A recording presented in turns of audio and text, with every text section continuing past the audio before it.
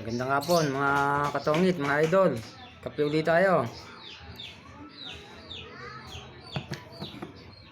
Ah, mga idol, no? Ganito. Meron kasing nagtatanong sa akin, kailan ko raw ituturo yung paano sila madaya sa larong tongit.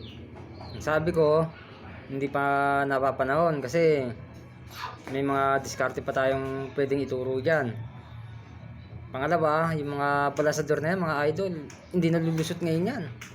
Kaya lang, ang matindi kasi rito mga idol, meron silang estilo, kanya-kanya. Pero siyempre doon, yung palasador na yan, siyempre, hindi naman bata yung kalaro niya para hindi natin makita, no?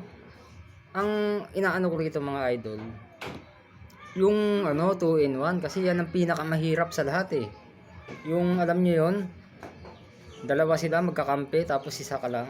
Kahit anong galing mo ron, hindi ka talaga mananalo ron. Kaya mahirap mahirap kalabanin. Pero may mga paraan naman doon para matigil na yung mga ganyan estilo. Kaya nga sabi ko, pag-iisipan ko yan. Pero may isasama talaga rito yan na ituturo ko yan mga idol. Kasi yan yung sinabi ko noon nung una. Kaya gagawin natin yan. Antayin nyo lang kung kailan ko ituturo yan. Kaya pakishare na lang po to para mas lalong marami ang makaalam. Maraming salamat po mga idol.